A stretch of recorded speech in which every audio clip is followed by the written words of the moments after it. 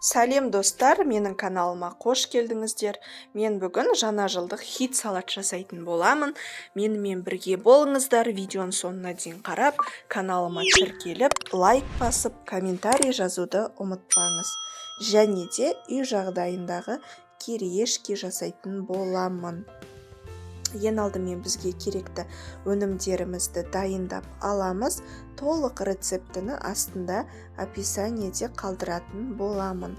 Ең алдымен 3 жұмыртқамызды осылай кесемізге жарып салып аламыз және де жақсылап араластырамыз.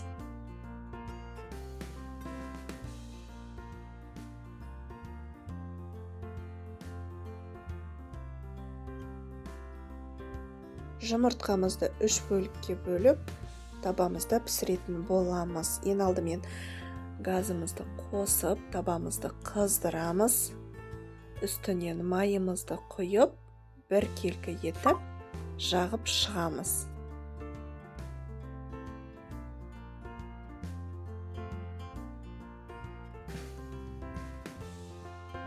Және жұмыртқамыздың бірінші бөлігін құямыз. Блины пісірген сияқты осылай жан-жағына жайып, бетіне шым-шым тұзымызды сеуіп, бетін жауып, дайын болғанша пісіріп аламыз.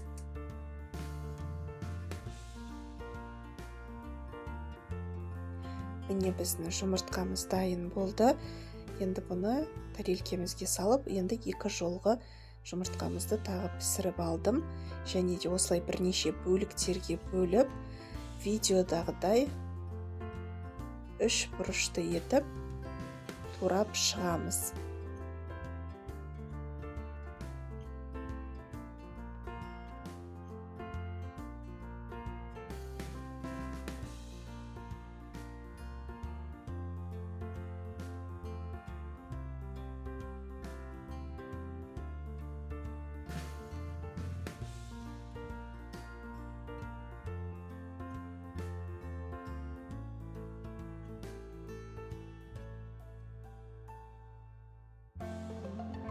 Дайын кесілген жұмыртқамызды тарелкемізге саламыз және қиярымызды де дәл осылай бірнеше бөлікке бөліп, 3 бұрышты етіп, бір келкі етіп, турап аламыз.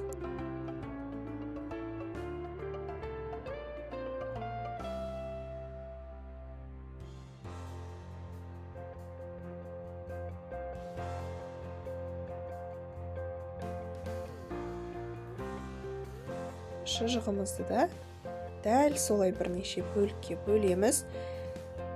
Ортасынан бөліп, тағы 3 бұрышты етіп тураймыз.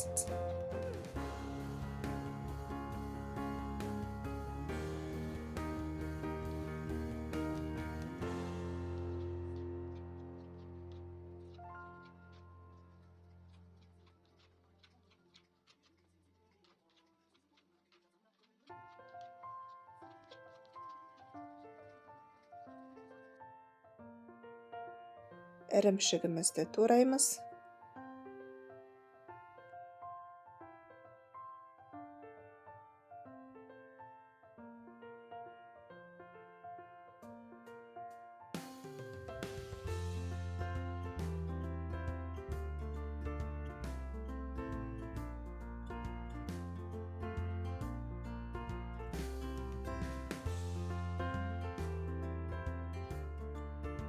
Және де қызанағымызды турап аламыз.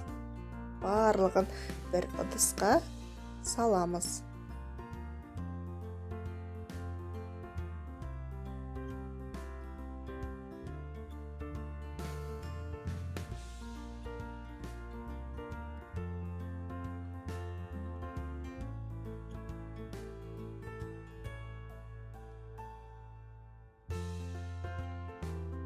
Енді үстінен майонезімізді сеуіп, жақсылап араластырамыз.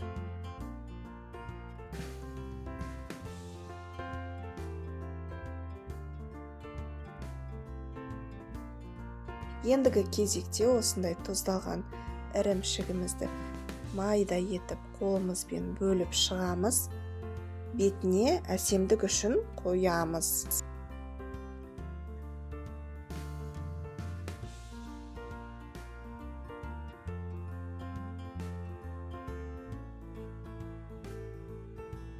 Дайын болған салатымызды осылай әсемдеп тарелкемізге саламыз.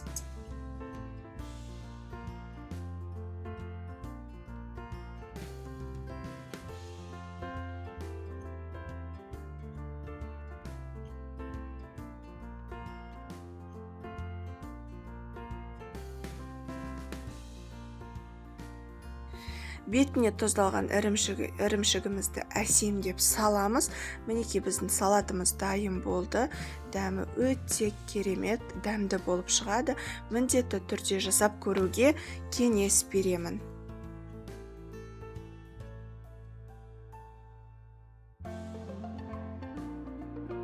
Ендігі кезекте үй жағдайында кириешки жасайтын боламыз.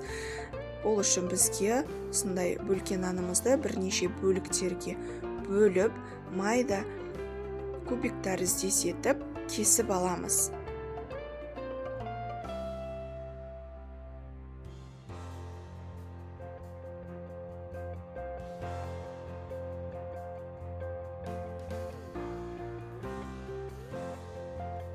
Бір немесе екі сарымсақ қоссаңыздар болады.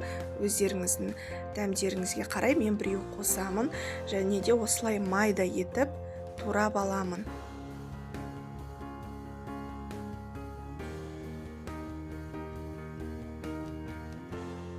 Табамызға туралған нандарымызды салып, үстінен сарымсағымызды сеуіп, дәмдеуіштерімізді салып, сұйық май және де сары майымызды құйып, жақсылап араластырамыз.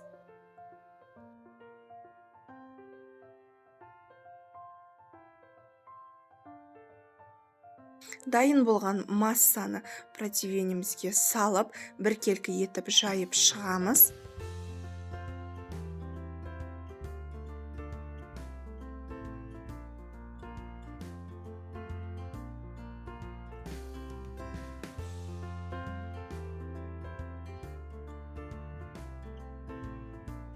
«200 градуста қызып тұрған пешімізде 10 минутқа пісіріп қызартып аламыз». Мінекей менің кириешкем дайын болды.